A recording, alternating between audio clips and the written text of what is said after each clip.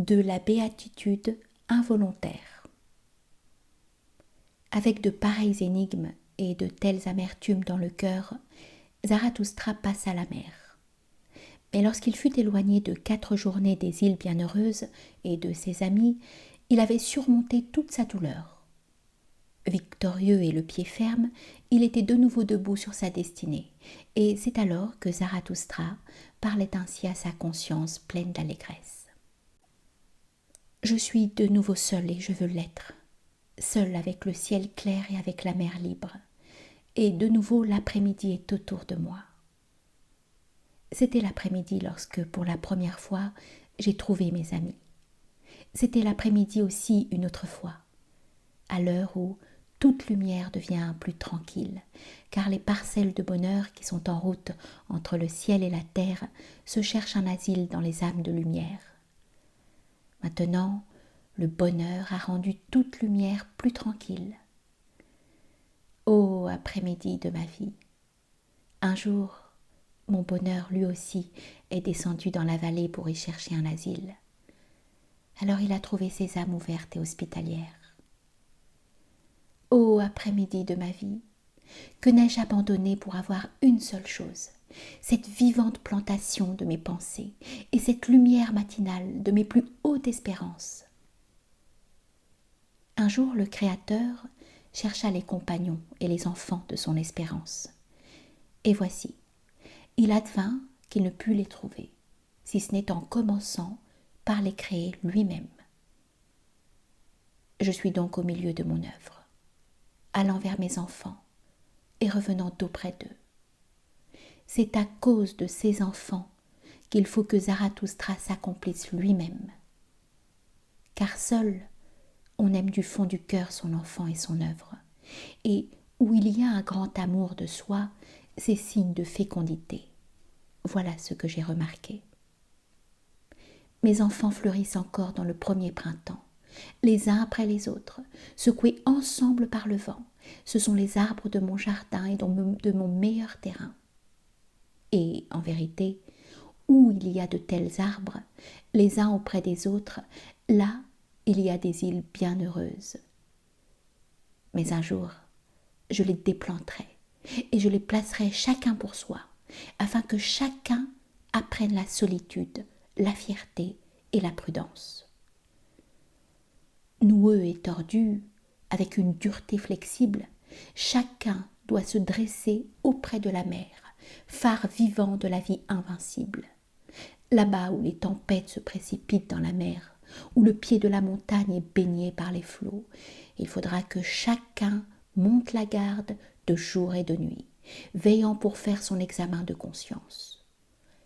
Il faut qu'il soit reconnu et éprouvé pour que l'on sache s'il est de ma race et de mon origine, s'il est maître d'une longue volonté, silencieux même quand il parle, et cédant de façon à prendre lorsqu'il donne.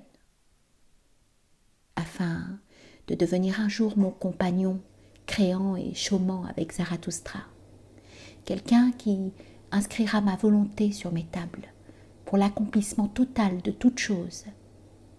Et à cause de lui et de ses semblables, il faut que je me réalise moi-même.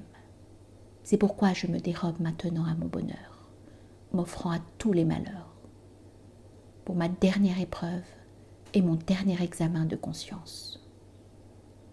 Et en vérité, il était temps que je partisse.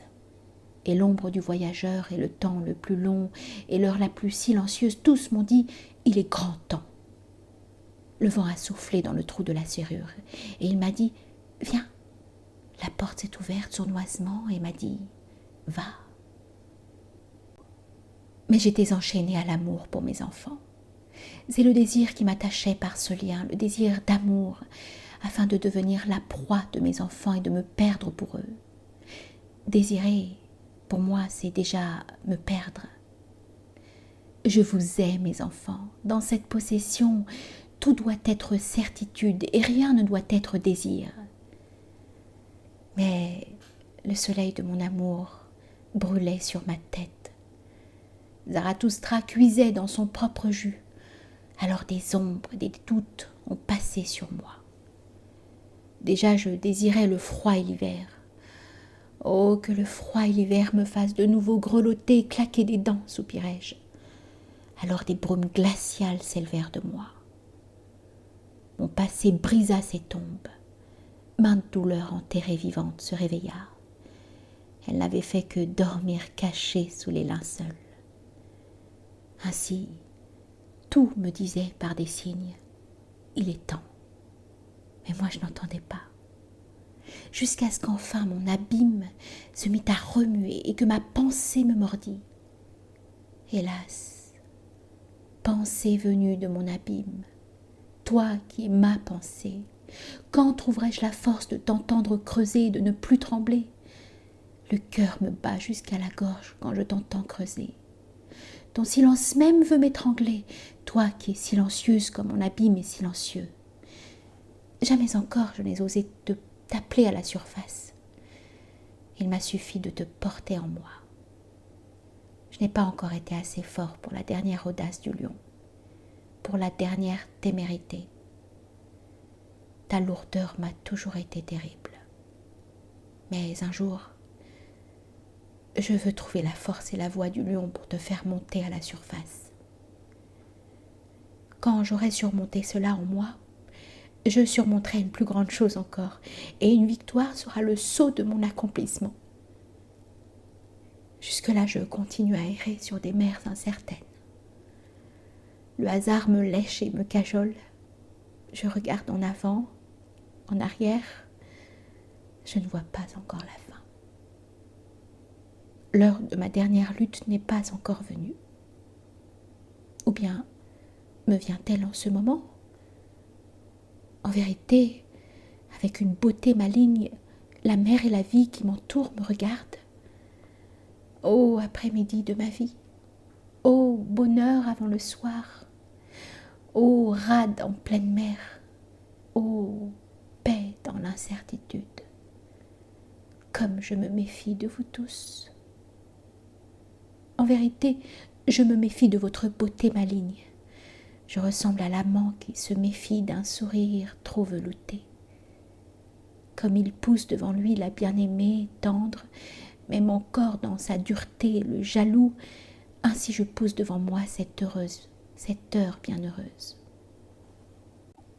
Loin de moi, heure bienheureuse, avec toi m'est venue malgré moi une béatitude. Je suis là, prêt à ma plus profonde douleur. Tu es venu pour moi contre-temps. Loin de moi, heure bienheureuse. Cherche plutôt un asile là-bas chez mes enfants. Éloigne-toi en hâte. Bénis-les avant le soir et donne-leur mon bonheur. Déjà le soir approche. Le soleil se couche.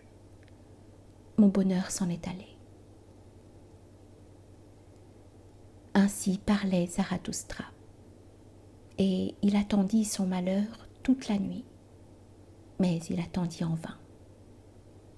La nuit resta claire et silencieuse, et le bonheur lui-même s'approcha de lui de plus en plus près. Vers le matin, cependant, Zarathustra se mit à rire en son cœur, et il dit d'un ton ironique « Le bonheur me court après. Cela vient de ce que je ne cours pas après les femmes. Or, le bonheur est une femme. »